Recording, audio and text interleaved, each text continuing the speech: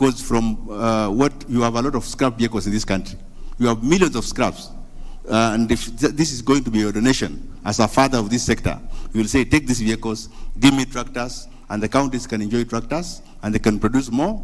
And of course, the many functions that this tractor will do, we shall produce. At the end of the day, Your Excellency, shall be presenting to you a few other projects which are presidential projects that are incomplete.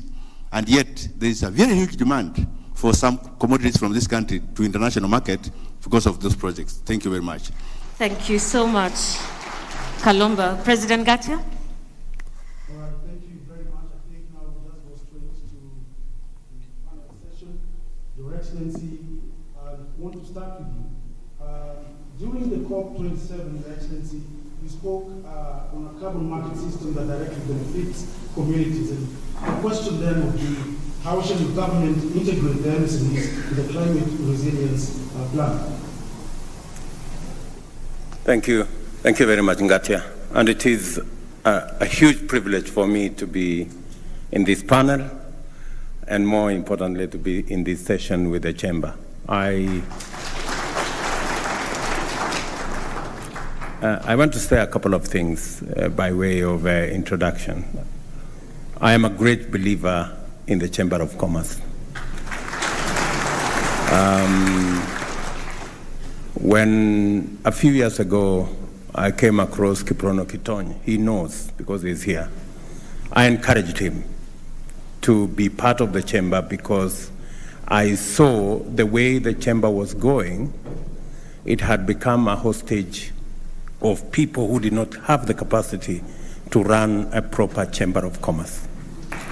I am happy that today we have a Chamber of Commerce that we can say is fit for purpose and working with the government, with all the sectors, to project the right image of our country.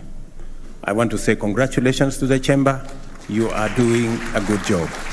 Secondly, I agree with you 100% that the Chamber can work with the government to organize the bottom.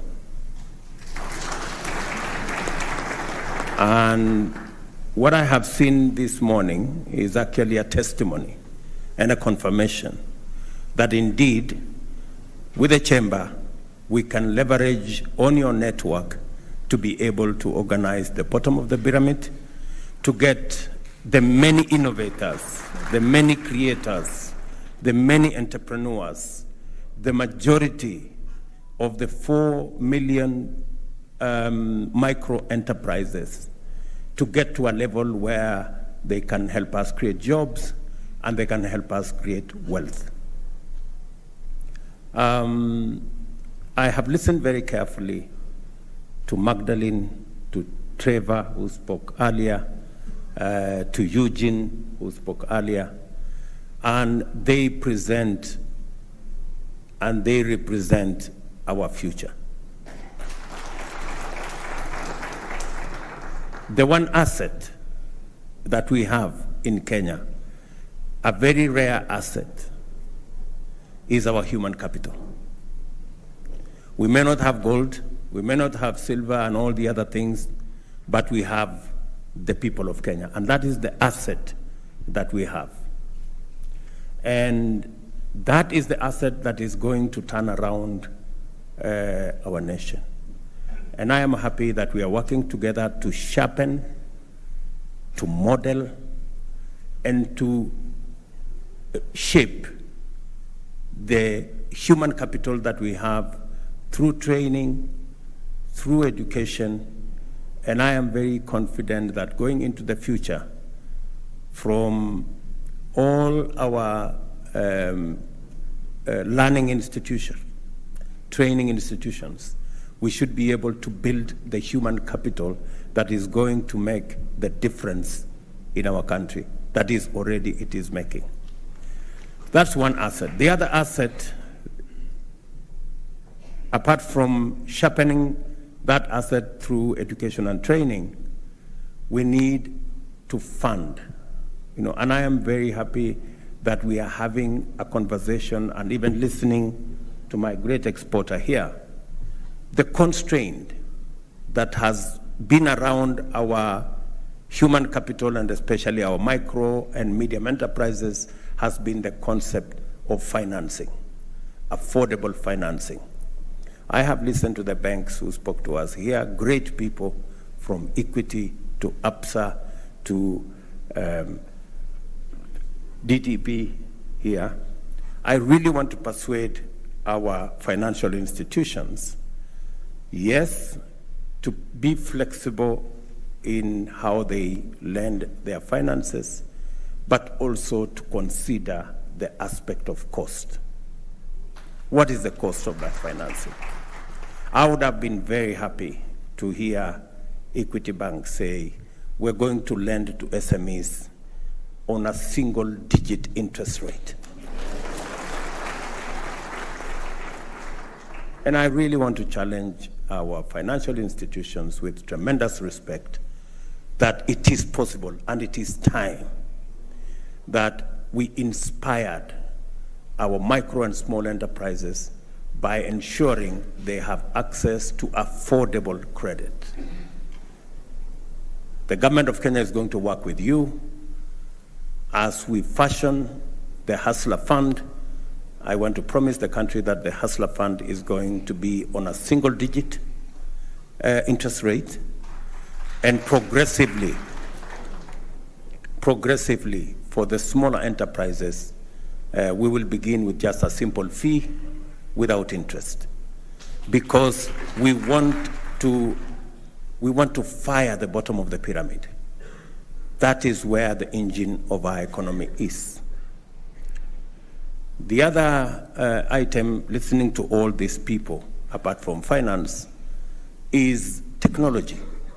We must leverage on technology to be able to be efficient and effective. And that is why, if you see our manifesto, we talked largely about SMEs, because we know that's where the jewel is. And secondly, we talked about affordable finance. And thirdly, we talked about a superhighway, because technology, listening to Magdalene, I am very confident that employment is going to be ready and available if we can ensure that we spread technology, we have financing, and that is why we talked about the superhighway. The superhighway is supposed to do two things: to make sure that the country is connected, and I'm happy again to announce here that the real last mile in technology is the gadget. And already we are working with our telcos, our telecommunication sector, so that we can have a smartphone that is going to be less than 5,000 shillings. A smartphone that can do everything that you want. A smartphone that can make sure, today the cheapest smartphone is 10,000, maybe 15,000. We want to see whether we can get it to $30 or $40. And I want to promise the country that in the next 8 to 12 months, we will have the cheapest smartphone in Africa, manufactured in Kenya. And finally,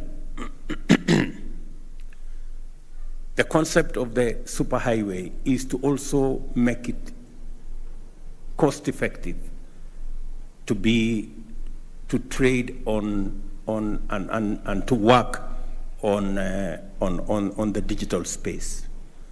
And again, let me use this forum to say we have about 15% of government services on the digital platform.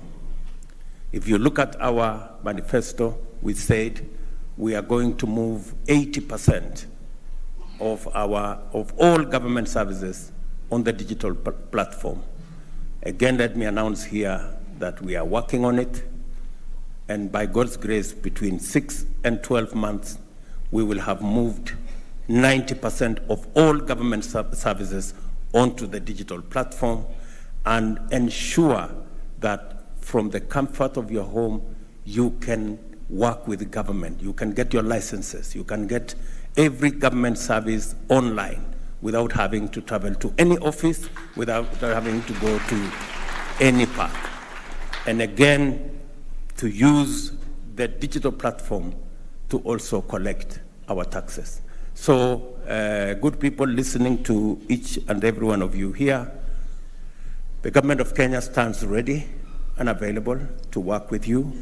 And I have heard what my good brother here has said. I thought I have done a long introduction. Let me just say, answer your question. Yes. On the matter of climate change, and that's why we are saying technology is going to give us the opportunity to be able to deal with matters climate change. I'm going to encourage my brother from the Juakali that we are going to look at them, not just doing this, the tractor that uses renewable energy. We also want to see whether we can move all our border guys onto clean energy platform. There is absolutely no reason why we should not begin to walk the journey to e-mobility. All our vehicles, all our border guys should be on e-mobility. We should be able to convert all the borders we have so that they are electric and they can use renewable energy, solar, they can use wind energy to be able to charge, and we can progressively eliminate fossil fuels. And that is how the Juakali Texas is going to come on board. Thank you very much, Your Excellency. Maybe I just go back to Mr. Kalomba. Maybe you can just explain briefly how the Juakali would be able to work with the sector of energy. Thank you, Your Excellency. The Juakali has always been very ready from birth. And we know very well, we prayed, and God brought us a person who thinks like us. And in energy, we have some projects, very simple projects that we have done across the country. And we have piloted in 5 counties. And these are called community power centers, where energy, wind, biogas, generation, cogeneration is working together with solar and biofuel, with battery banks for productive use in those centers, with a digital village where the youth can go and join the rest of the world to do certain things. And we've done it in Nandi, in Himaki, in Kapchurwai. We've done it in Bomet, in Kitoben. We have done it in Siaya, in a place called Uhuru. We have done it in Changara, in Busia. And the last one we've done in Ngando, in Kirinyaga. And they are models. But the problem has been, as we do them as models, because there are several other things that we can talk about models that we have done, the lack of political goodwill, because it's a country that we have come up with a benchmark of finish politics, start politics immediately. But development delays. So I think for us, because of the huge knowledge that we have acquired from God himself, we are supporting some institutions. But the challenge we are having is that, like, for example, when the sector pushed for ban of importation of furniture for public office, we came up with a project on bamboo. So I think we shall be talking about how we can make furniture locally using bamboo because of conversion. And I think on energy, we're doing a lot of briquetting from waste. We're doing a lot of biogas generation. Like, for example, if you go to Naivasha, you'll find, Your Excellency, there is a team that was having 100 tons of waste of baby corn and cabbage as waste. Today, they are producing biogas, and you can package the biogas to use on automotive. So as we talk about the issues of clean energy and all these things, we need to go that route. And Juakali is leading the way. One of the challenges we are having and we want to unlock is institutional synergy. Because there are so many institutions in Kenya, especially the agencies of the government, that listen, they get agitated, they don't want even to involve the Juakali into their system. So you find even their boards, they lack representation of Juakali. Then the common manufacturing facility, which we have been pursuing the chamber to support us, where quality is supposed to be a measure for a Juakali product. When you talk about a wheelbarrow, the whole of East Africa is buying wheelbarrows from Kenya.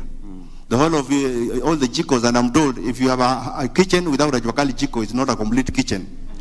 Yes, so all the jikos are made in Kenya, but the quality and the finish Your Excellency, I know you'll be with us in Kampala, and Excellency, the Deputy President may be with us in Kampala again. We are having a regional exhibition, and Juakali in Kenya is leading the whole region. And the chairman of Musea is here, Mureu, and he's the chairman of Musea, who is supposed to be leading the process in Kampala. So I think we are leading the region, and we want the region to really benefit from us. So thank you very much, Terian. Perhaps a final question, Your Excellency. Yesterday you talked very passionately about Kenyans accessing the South African market.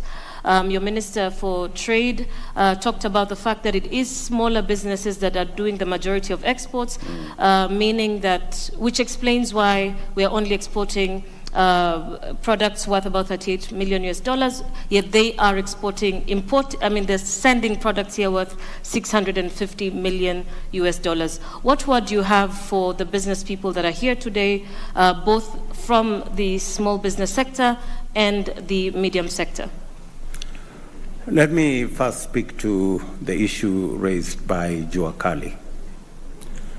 You talked about political goodwill. So, me sitting here, I am a bundle of political goodwill.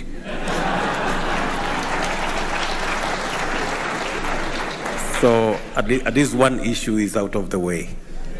The second issue is the common user facility, which you have talked about. And you are so right.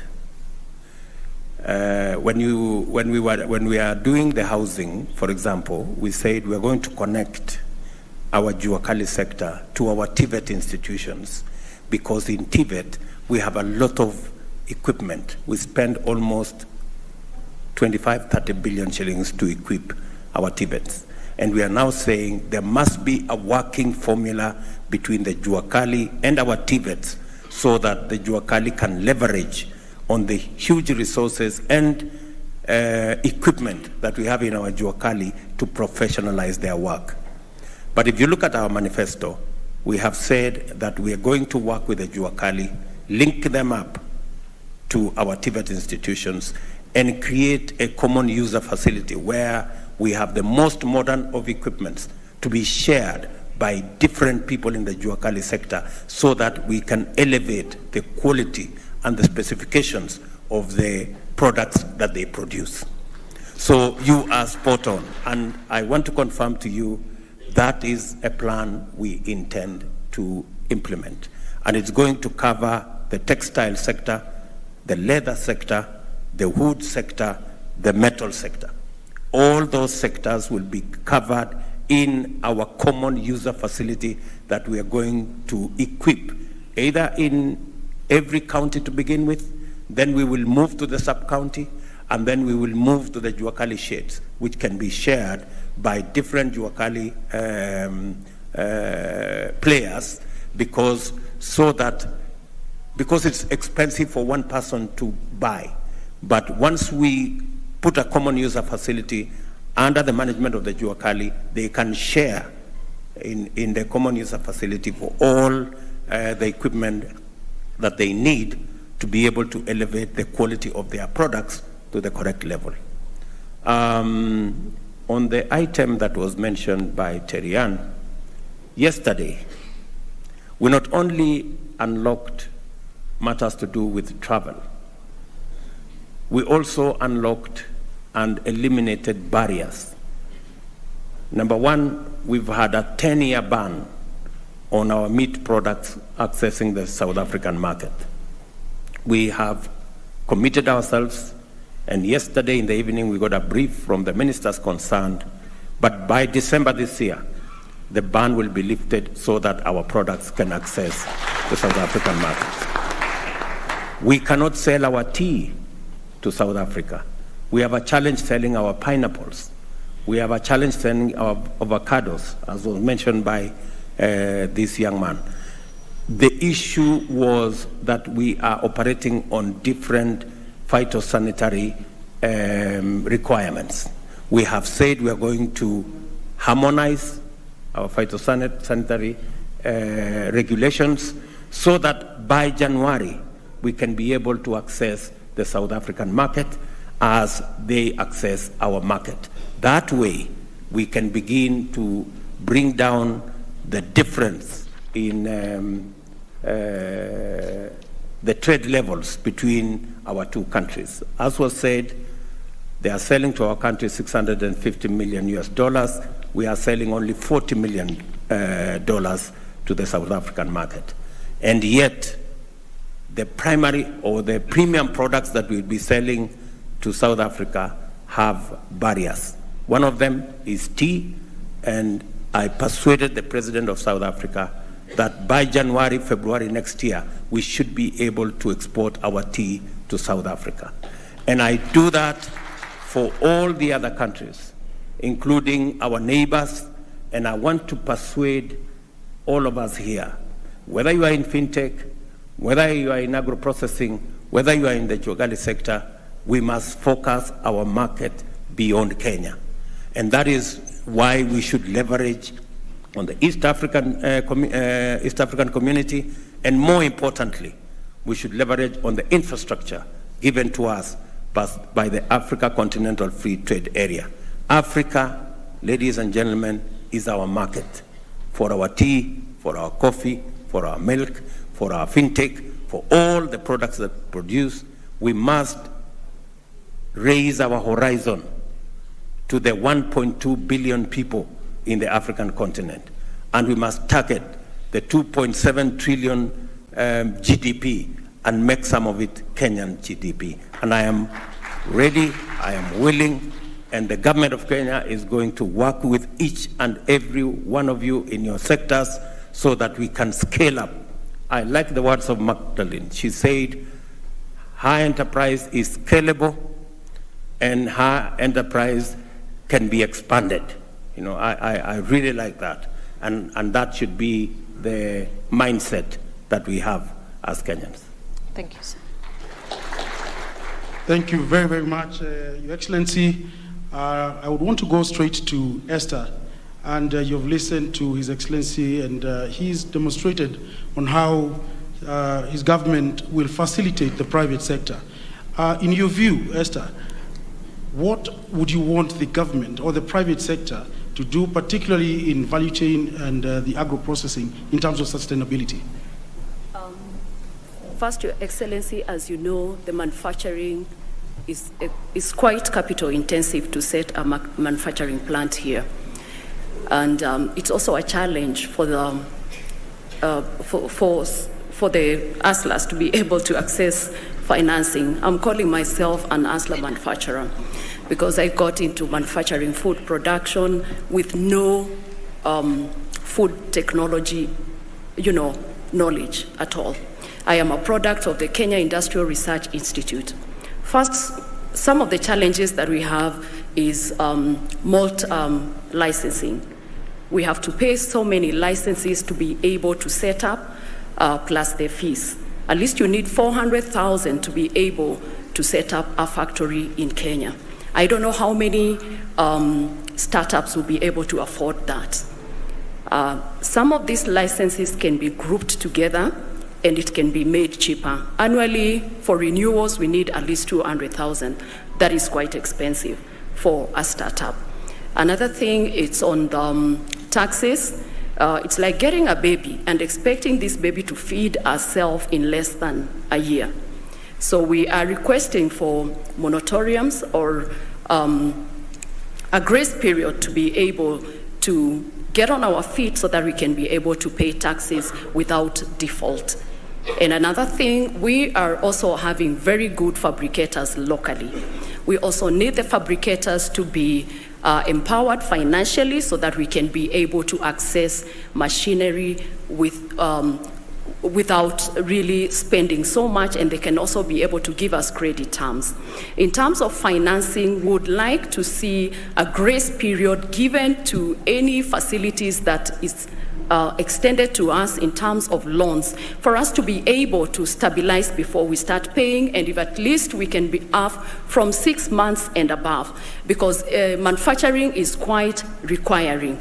So these are some of the things, and also sensitizing just the consumers on the Kenya Buy Kenya, Build Kenya initiative so that we can also be able to support the products that we manufacture here, because I believe we are competitive in terms of packaging. We've really upped our game in branding, and we are good to compete with the international market. A month ago, I was in Germany and I looked at what is there, and the products that we are having out there internationally are as good as the products that we are manufacturing here and branding here. So we need support in those areas.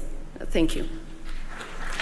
Thank you very much. On that note, we'd like to close our interactive session. Our hustlers, thank you so much for sharing your challenges as well as your successes. Yes, Your Excellency. Esther deserves a response. Yes. Because she has spoken to the heart of value addition and agro-processing and manufacturing. Yes. And it is a big component of how we are going to move our products up the value chain.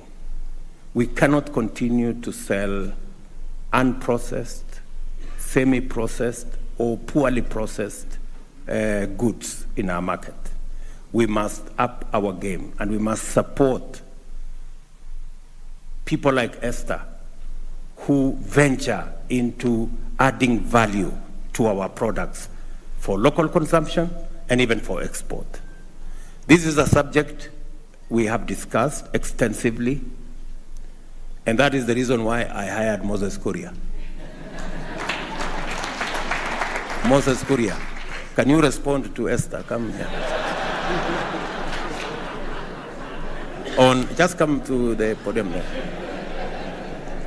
Because Esther wants to know how we're going to support them. What is your KCD going to do? What is, how are we? Thank you, Your Excellency. Esther, I hope you know the level of unemployment that there is in Kenya.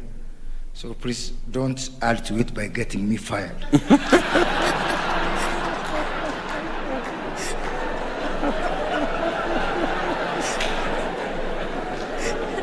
But because I don't get fired, Esther, I want to tell you that first, using our Kenya Industrial Research Development Institute, we are now running up to 50 to 100 clients, SME clients whom we are incubating there. From our Kenya Industrial Estate, we have another 50. We are now going to roll out these incubations to every county. And that is the basis. That is the basis of our common user facilities. I have received already a lot of requests, and people are offering land, and I want to thank governors, Your Excellency. Governor of Elgeyo Marakwet has offered me land. Governor of Laikipia has offered me land.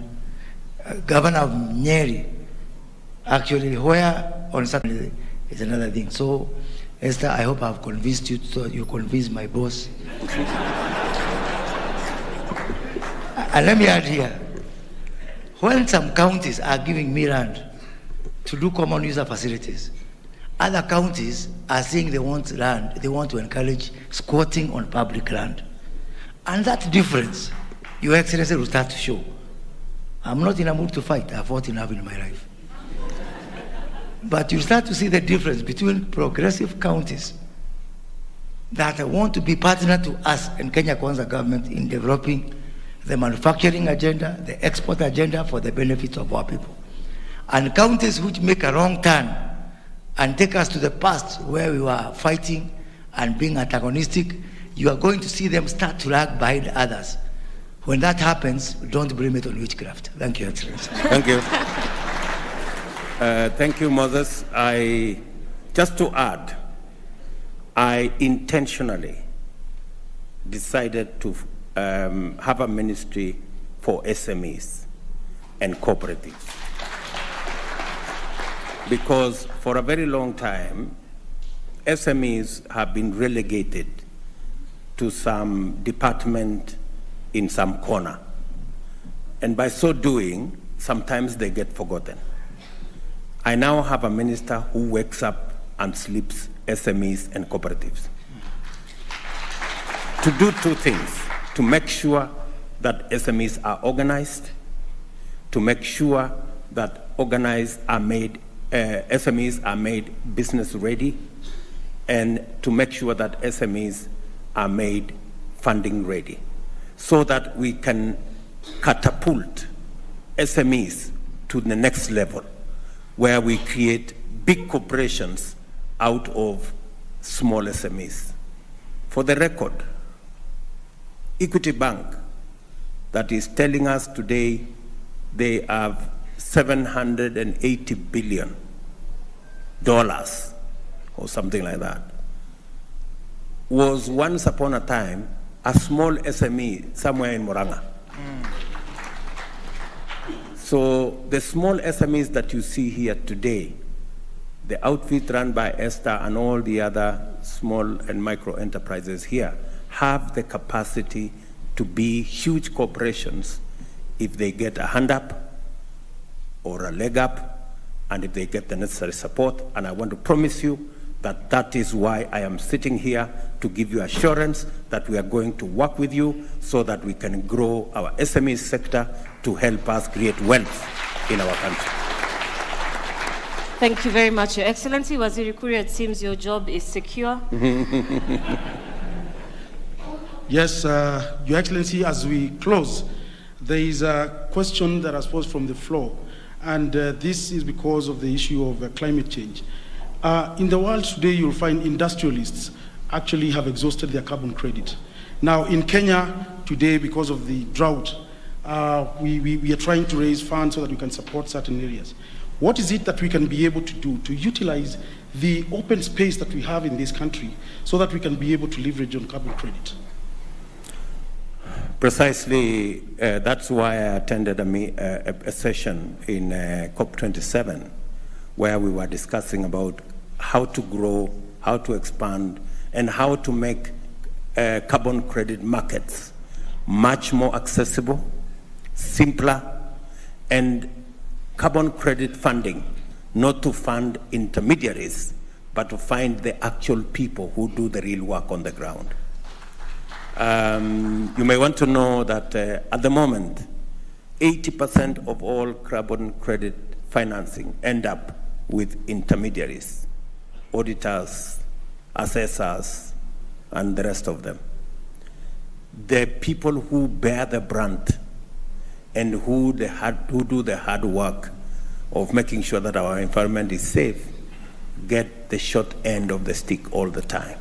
So in this particular arrangement, and that is why we were having this session, shortly, we are going to have a law that will govern matters to do with carbon credit, so that to make sure that it is transparent and it is accessible to the people who actually should benefit from that carbon credit regime.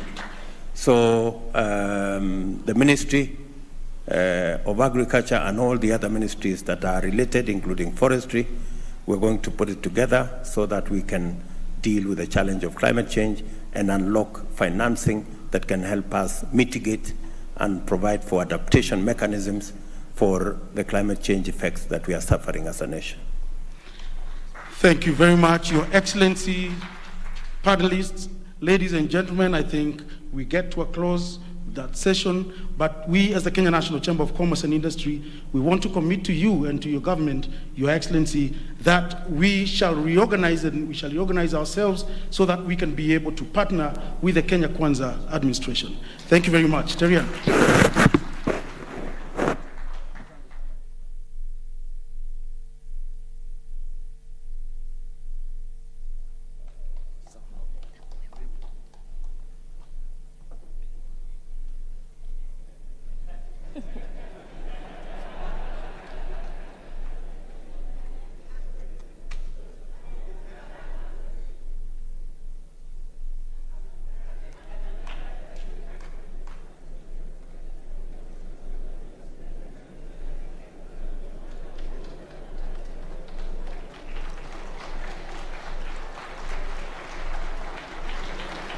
Thank you so much, Your Excellency. Our panelists, you may now take your seats. And I'll hand over to Mr. Wanjohi. Thank you very much. We may be seated, please. With the gracious permission of Your Excellency, just before I invite Cabinet Secretary, I will request just 1 minute for Mr. Kiprono Kitoni and Mr. Kitone kindly, just 2 minutes kindly. And after that, Minister Moses Kuria will take up the program. Thank you very much. Your Excellency, the President of the Republic of Kenya, Your Excellency, the Deputy President, Chamber President, distinguished ladies and gentlemen. Allow me first to say that this is a proud moment for the Kenya National Chamber of Commerce and Industry. Mr. President, in 2007, during our AGM in Kakamega, which was scattered by the police at 11 a.m., if you came to the field after the event, there were sticks and stones. However, those sticks and stones did not break our bones, and I'm glad that we live to see this day today, when we have an AGM that brings together the real practitioners of the private sector. Mr. President, thank you. You walked this journey with us. Not once, when you were Deputy President, not once did we come to you to help the business community and you refused. You helped us when we were putting in our bid for the World Chamber Congress. I brought business people to you many times. And thank you, Mr. President, for keeping the faith. One day I came to your office at the DP's office to tell you that we had given up the fight to try and take over the chamber. And I remember we had lunch in your office, and when you came into the lunchroom, you said to me, "Umefukuza hawa kora, umetook over." And I told you I was actually coming to resign, but I couldn't tell you because you told me, "Go back and finish the job." Let me just say quickly, Mr. President, that capital is a coward. Global capital seeks to come to Kenya. There's too much money in the world seeking a home where it can earn a return. What the business community globally and locally wants is predictability, is reliability, is seriousness in approach. And I think in the last 1 month since you took over, the business community has had more time with leadership than in the last 10 years. And if that's anything to go by, Mr. President, I think we are in for good times. Mr. President, finally, let me just say, we appreciate very much your choice of Moses Kuria as our Cabinet Secretary. He's engaged, he's focused, he's resourceful. The other day, he told the PS, some of the CEOs in his ministry, that atawaendesha kama gari ya miraa. And some of them wanted to resign, but I think we know we are in for a time when we have to work as a country to lift and raise all the boats. Mr. President, I think what these people want is just an environment that is predictable. What these people want, and Mr. President, the KRA has been trying to dig too deep into our pockets.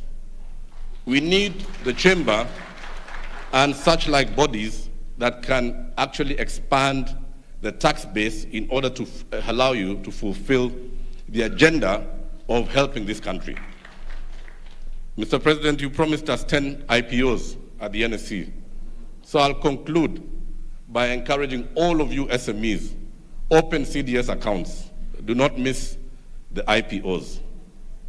And finally, I commit to you, Mr. President, that we, the business leaders of this country, we will work single-handedly to make your agenda a success. Thank you very much, sir. Waziri kindly. Thank you.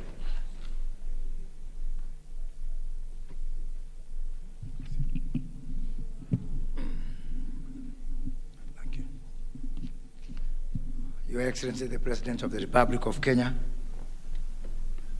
Your Excellency, the Deputy President, Chairman, President of the Chamber, the Board of KNCCI, Chamber members, ladies and gentlemen. Your Excellency, I want to thank you yet again because of your continued commitment to our business and economic agenda. Your presence here today is yet another manifestation that what we told the people of this country, that the economy will be at the heart of our administration, is actually becoming a reality. all your trips that you have made out there are in the names of business. Even when you went to COP27 for the environment, I hear you are more interested about carbon trading than about the environment. Because the economy is really at the heart of your administration. And we want to thank you. And even here locally, I want to apologize because these people, Kiprono, myself, Gatia, we put you from one event to the other. We really apologize, and we promise to do it again. Because we have to continue with this until people get to understand that really the economy is at the heart of this government. And I'm pleased to hear one of the young men who are presenting there talk about how they are going to contribute to the NSSF. It means that message of yours is getting somewhere. It may appear difficult, but tunashika. So just be patient with us. Tutaelewa tu pole pole. So just the same way you fed us on the bottom-up agenda until now it has become a national anthem. The Hustler Fund has become a national anthem. So even the other things we're trying to do, like mobilizing savings and organizing the bottom, tutaelewa. Like yourself, I'm a fan of the chamber. I've worked out there for close to a decade. And out there, when you buy a car, you need to get a stamp from the Chamber of Commerce. When you buy a cat, you need to get a stamp from the Chamber of Commerce. When I got my children, before I get them from the maternity, I need a stamp from the Chamber of Commerce. And I would want to see a situation whereby our chamber, because chambers are recognized all over the world, and having our chamber recognized, and I'm going to work with the chamber here, with your permission, to actually see whether we can be able to entrench the chamber in some form of legislation so that it's anchored somewhere within the law. And to give it a framework through which your government and the chamber can be able to engage in a structured and formal manner. 15 years ago, former president, your predecessor, Uhuru Kenyatta, when he became Minister for Trade, and I was his advisor, and he asked me, where are we going to start in this trade ministry where all the time somebody has to be up there in the air from one global meeting to the other?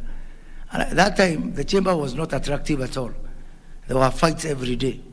And I did one thing, I drafted for him a letter. We took it to the UNDP with a certain Mr. Charles Kahoto. I don't know whether Charles Kahoto is here, yeah, and Mr. Mureu here. We drafted together 15 years ago. And we started the process of reforming. The UNDP supported us, gave us a grant of 50 million shillings to support the chamber. And then we had a Kofi Annan movement where we brought a gentleman called Githere and one Kiprono Kitoni, and we reconciled them. And the rest is history, and that is why we are today. So we thank you, and I will tell you that within the chamber, kama uko hapa hujapotea, there was only one small problem, because the mandate which we wrote for them did not include doing politics, and hapo katikati walipotelea wakaanza kufanya siasa. Lakini wameniambia two things, that hata hii uchaguzi imeisha, some of them was not supporting us. But they have told me two things. One, they have told me that they are glad that their side that they were supporting did not win.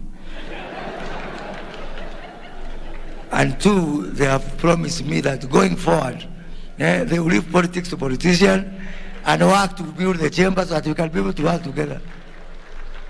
And I want to promise them that even us, as Kenya Kwanza government, we are not going to ask of you to do politics on our behalf.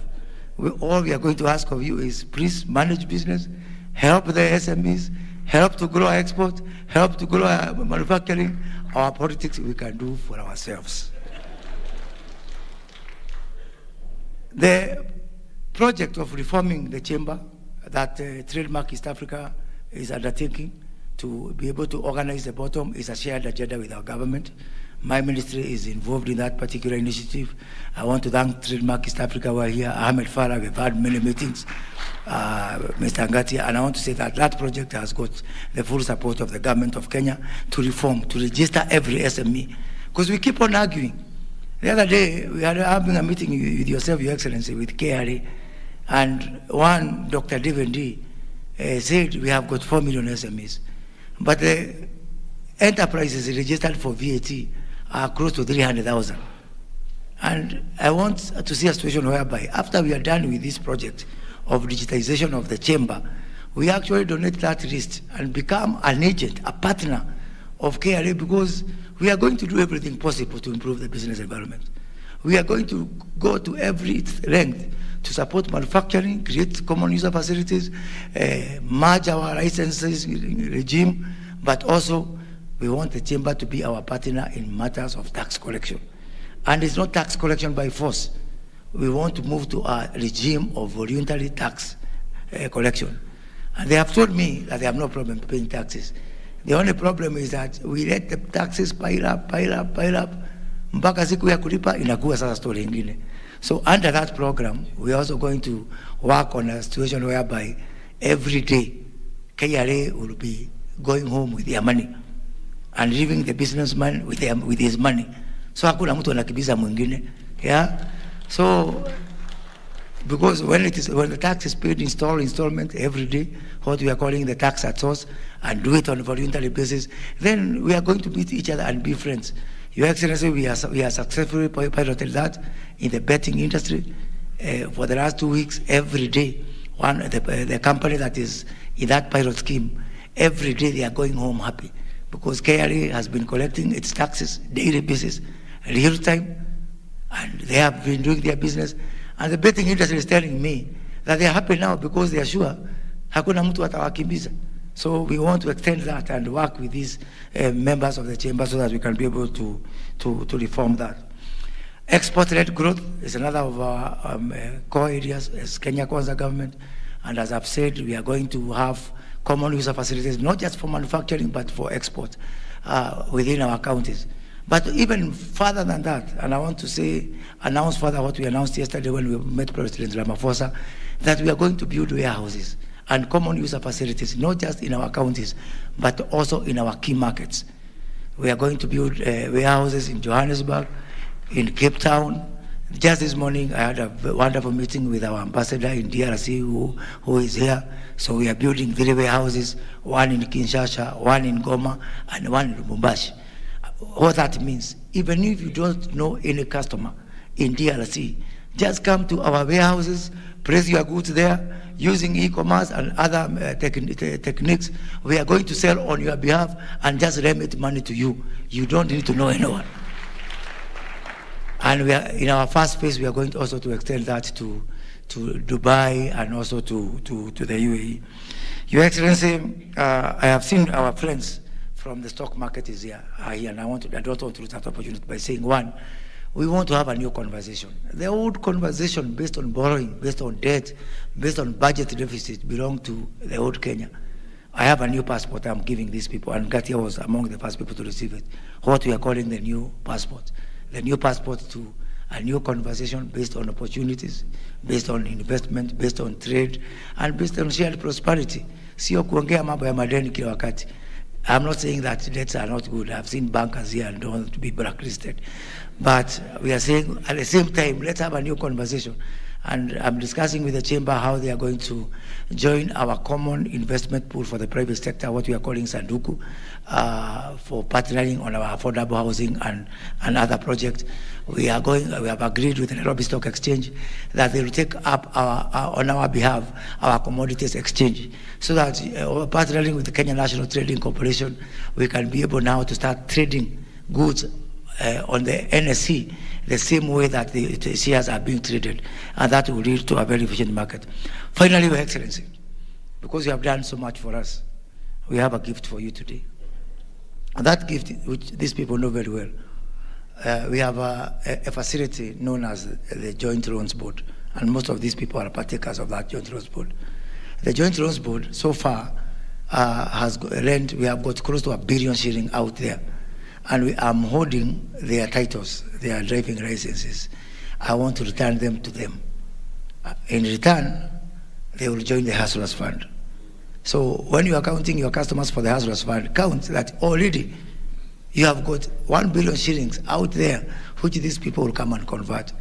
And in addition to that, and I've discussed this with my colleague Simon Cherugui, we have got $250 million that has not been dispensed, So that money, I've just told my peers, by growth of business, when we have got the regulatory framework, must be transferred to the Hustlers Fund.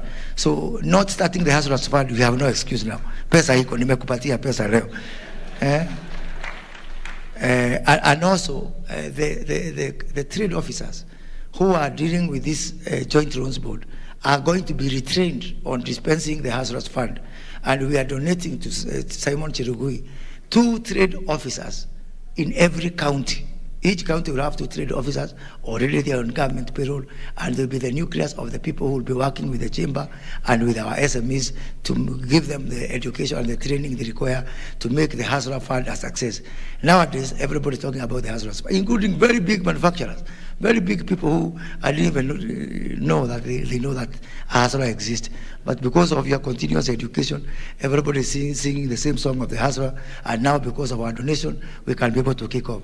And with those very, very, very few words, let me take this opportunity to invite my good friend, my boss, the Deputy President of the Republic of Kenya, Honorable Rigathi Gachagua, to address and invite the President.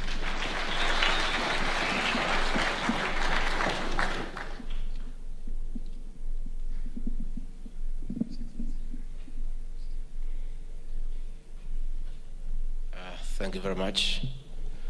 Your Excellency, the President of the Republic of Kenya, Commander-in-Chief of our Defense Forces, Dr. William Ruto, CS Moses Kuria, the leadership of the National Chamber in Commerce. Ladies and gentlemen, good morning. I'm happy and delighted to be here to accompany my boss in a forum where his heart is. I had different engagements, but last night he asked me to accompany him here because he wants witnesses around him as we turn around the economy of this country. And Your Excellency, you have instructed those of us who serve under you that you want a complete turnaround of the work ethics in this great republic. And you have told us so many times, and we have heard, that you want every leader who serves under you to keep time so that we save time and make money. You have told us that it's unacceptable in your government for any leader who serves under you to keep the business community waiting even for 5 minutes. And that is why we were here on time, because that is the way things are being done in this country. Your Excellency, you have indicated, and rightly so, that your administration has brought a new management style of continuous engagement with stakeholders. And that is why for the last 1 month, you have engaged the Kenya Association of Manufacturers. You are here today, you are the Nairobi Securities Exchange, and you have created time for the creators of wealth. These people, Your Excellency, to be truthful, had been incited against us. They were told we are bad people, that we don't mean well for business, that we only care about the hustlers. They even went ahead to threaten them that we can take away their wealth and the balance we give it to the hustlers. These people now know that we are the people they needed around this country. The problem of Kenya for many years is just one. Professors of political science, the greatest economists, can write many things about the problems of Kenya. The problem of Kenya has been one of leadership. And you people know, for your companies to succeed, it must start with the CEO. If you get it right at that level, you are good. True or false? What Kenya needed was a CEO who knows what he's doing, who has time, who has the energy, who has the passion, and who is willing to be a team leader of this great country. And I want to say, much as you people were incited against us and you almost gotten lost, the ordinary Kenyan knew the kind of leadership this country needed. But be as it may, from where I sit, listening to the president every day, his leadership revolves around investors, entrepreneurs, the business people, and creating the right environment for business to thrive and for creating wealth. Never again in this country, under the Ruto administration, will government ever criminalize enterprise, because it almost brought this country to a halt, where people who have no idea about business, people who have no idea about investments, people who have no idea about banking, they were let loose all over the economy and almost brought this country to a halt. That will not happen again. Finally, Your Excellency, we are having a serious crisis because of the adverse effects of climate change. 4.3 million Kenyans are facing starvation. 2.5 million herds of cattle are dead. There is danger to wipe out our wildlife, and we are having meetings to look for short-term solutions, mid-term and long-term. I want to appeal to all of you to give a hand to the people of Kenya. Tomorrow we have an engagement with our development partners and our business leaders. And I'll extend an invitation to about 10 people from the chamber to represent you so that we agree first on the short-term interventions, which is to mobilize money and food for the people of Kenya. When your leaders come back to you, I want to appeal to you with a lot of humility. If you can afford 100,000, 1 million shillings, 2 million, 3 million, whatever you can, please, let's put the resources together so that we join our development partners, because charity begins at home. Even as we talk to the foreigners to assist us, we must have a local effort. So when that appeal comes, please give us whatever you can in terms of cash, in terms of food, through the Red Cross and other mechanisms that we shall create that are credible and transparent so that we save life. It will be unfortunate if we lost a single life of a Kenyan when you have some little money somewhere that you can be able to put to that use. And you business people, because of the president's commitment to turn around the economy and make business thrive, he gave you the best. Moses Kuria, make use of him. Make use of him. He has the energy, he has a passion, he has a drive. And this guy, Moses Kuria, was misunderstood. He had too much energy and nobody was using him. So he had to do other things to keep busy. The president has now deployed him appropriately and positively. So please make use of him. Finally, mimi sitaki niharibu hii mkutano, lakini mimi nauliza swali moja. Ama niwache nitaharibu? Yeah? Niulize? Mtanijibu? Sasa nyinyi, surely, even if you believed that we are useless, the way you had been told,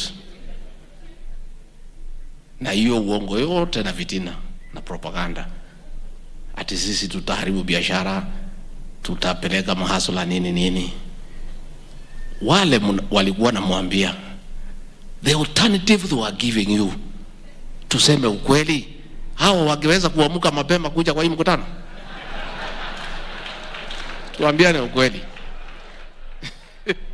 Surely, let's be truthful. So hata nyinyi mlituangusha. Because surely, the way the economy of this country is, you need somebody even with energy. Energy, leave alone other things. Energy to do the right thing and to make sure that we get moving. So another day, join the people of Kenya in making the right decision. With those very many remarks, it's now my privilege to present to you a great man whom we have given the responsibility to turn around the economy of this country, President William Samoei Ruto. You are President. Asanteni sana. Let's take our seats. Thank you very much. And thank you very much, Mr. Deputy President, for those kind remarks.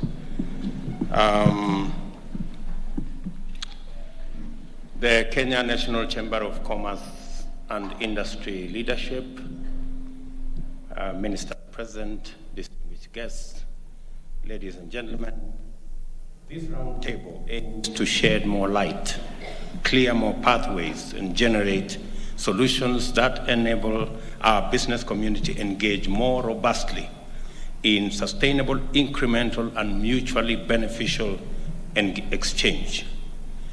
We will focus mainly on the digital and creative economy, manufacturing, business environment, climate change, and agriculture. It will become clear that these issues align with the urgent deliverables set out in our plan for rapid social transformation of our country. Therefore, they resonate powerfully with our government's agenda. Stakeholders are clear, listening to them most of this morning, that they want to see the digitization and automation of transactions in order to take more economic activities to the domain of the digital economy. Towards this end, export documents will be digitized to reduce transaction costs, and business information will also be digitized and consolidated in an integrated portal. And Moses Kuria here has the brief on how to go about it. There is also a strong request to reduce tariffs on digital products, not only to lower cost, but also increase incentives for developers, as well as traders and consumers.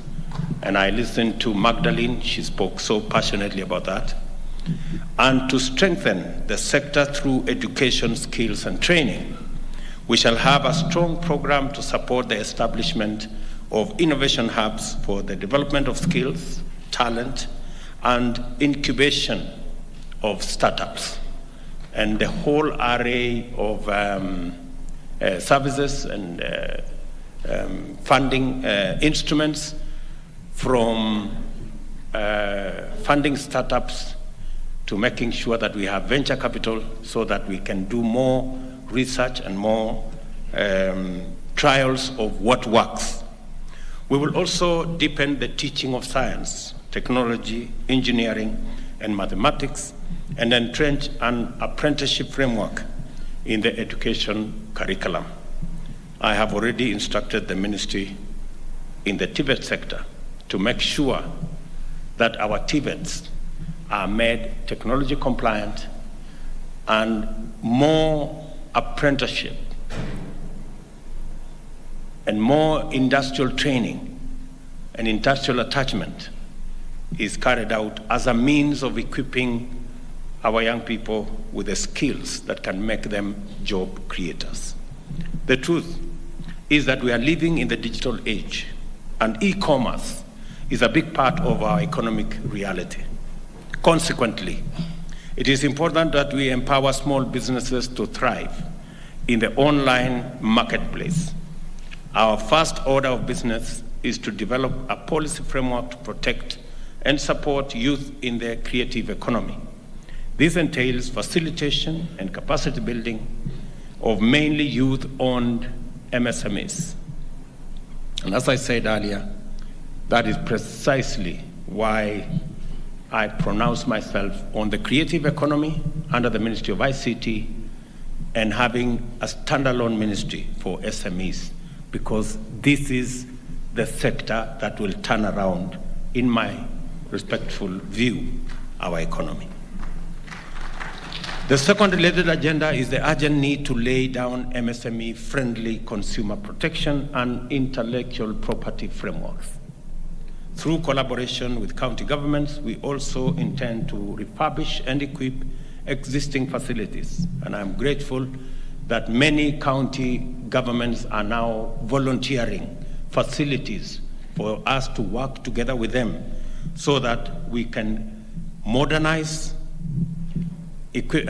facilities which have been neglected or degraded, into modern recreational centers and where youth can train, can learn, practice, and generate incomes from showcasing their talent. As it pertains to manufacturing, MSMEs must be supported to participate in supply and value chains through establishment of processing plants and common shared facilities. The cost of production must also be lowered significantly through lower energy and input costs and a more supportive tax regime. As I have said, our tea, we are selling 95% of our tea in a semi-processed state. And I have said that we are going to have a common user facility in Mombasa at the Dongo Kudu complex so that we can begin the journey to add value to all our teas, create jobs, and access better value for our farmers. It is also essential to develop a sound and competitive industrial knowledge base by entrenching research and development of facilities and training SMEs on appropriate technology, new and cost-effective machinery, as was said by my good friend from the Juakali sector, that indeed we can develop appropriate, effective machinery locally, working with our Juakali sector. This is especially urgent in the agricultural sector, which can unlock tremendous new potential merely by deepening technology penetration. Finally, it is time to upgrade current markets to serve as modern manufacturing centers, complete with shared facilities for small businesses to enable them produce consistently at competitive rates. And I have committed that we are going to modernize our markets countrywide, starting with 20 markets in the city of Nairobi, to be able to ensure that our business people have habitable, decent, healthy environment to carry out their business. And I confirm that there exist promising opportunities for the private sector to invest in key development projects in various sectors under the PPP model, and we will deliberately create opportunities for the private sector to tap into key development projects through this partnership. A case in point is our housing program. We have said deliberately that 40% of all our investments and work under the affordable housing plan will be done by micro and small enterprises in the Juakali sector and other sectors. And already they have demonstrated capacity to do it. In one project alone in Kibra, the Juakali sector will take 40% of the cost of that project by doing doors, windows, hinges, and all the other products. And we have already aligned them with a TVET so that they can be able to improve the quality of their product. Because of all these activities, we are looking forward to, and it will be essential to assure all our stakeholders of consistency and integrity in the market, as was said ably by Kiprono here. I have just returned from COP27 at Sharm el-Sheikh in Egypt, where I marketed Kenya's green credentials. Apart from our clean power generation from hydro, geothermal, wind, and solar, we are aiming to secure a global leadership position in carbon adaptation through an unprecedented drive to grow 15 billion trees in the next decade. And I look forward to the partnership of the Chamber in this endeavor. We also have the intention of following through with our e-mobility and renewable energy, as I mentioned to the Juakali here, that we will work with them on e-mobility to change, to refabricate all our e-mobility tools so that we can be able to transit from dirty energy. In addition, We will invest in constructing shared solar-powered cold storage units to reduce post-harvest losses, increase agricultural productivity, and protect farm incomes. Unlocking the true potential of MSMEs in our economy demands that we all collaborate with the private sector. Working together, we will create new opportunities that will transform our economy and our country. And I want to ask all the players working together, synergized, and we will provide the necessary space for all of us to contribute our ideas. And we believe that always a good idea should be able to give way to a better idea. That's how we can move together in unison.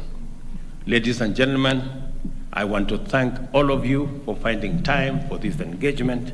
I value this engagement, and I look forward to many more as we look into the future. Tomorrow, I will be having another engagement with our pension schemes, the people who decide on our savings, again, to be able to work with them to build our savings culture, to secure our present with investments, and to secure our future with pensions.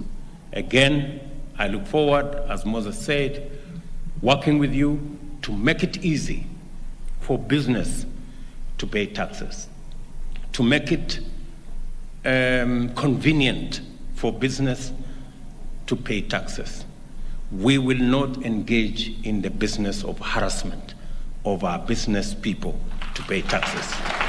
We want to make paying taxes seamless, convenient, and easy for business, because that is how we are going to create the necessary partnership that will enable us deliver public goods using taxes and create an environment for the private sector to create wealth and provide the resources for us to grow our economy and develop our country. Thank you very much.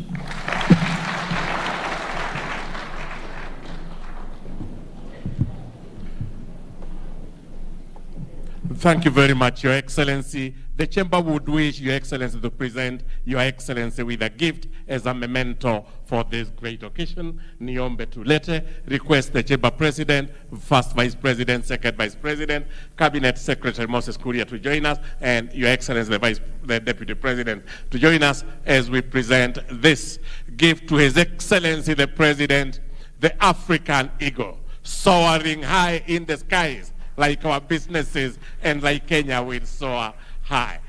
There we have it, a gift to His Excellency the President.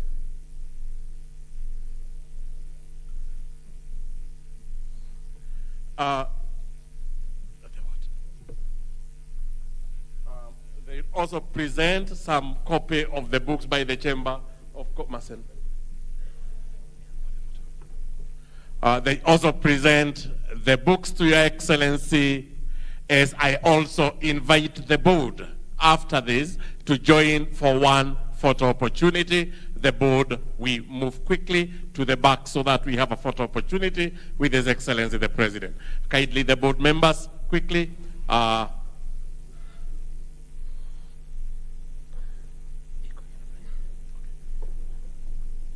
board.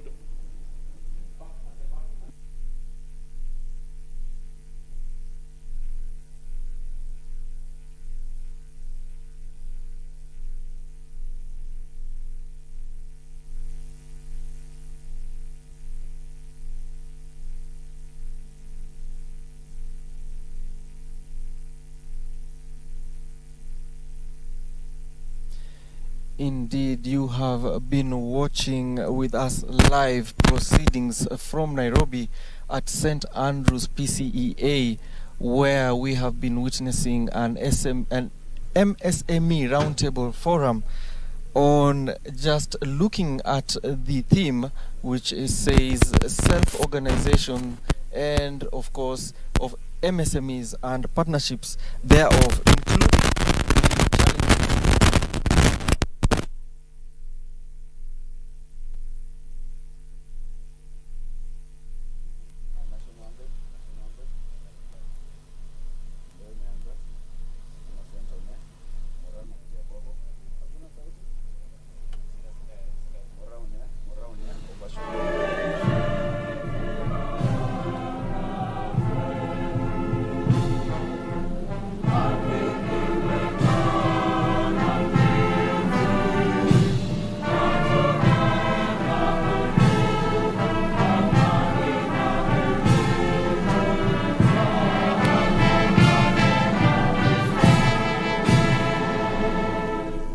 we all remain upstanding as His Excellency the President leaves at his pleasure.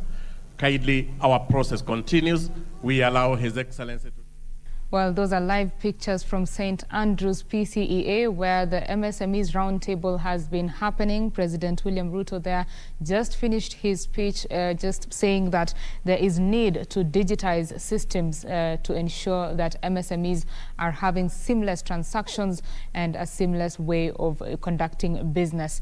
That particular MSMEs roundtable was, of course, hosted by Kenya National Chamber of Commerce and Industry. It has brought together a number of stakeholders in the MSME sector, and just the president as well as his deputy, they are saying that the technology uptake in the sector needs to be improved, and also the focus of the government in ensuring that MSMEs are taking their rightful place. For instance, the housing projects, the affordable housing program, he says that 40% of work as well as just infrastructure projects will be handled by MSMEs.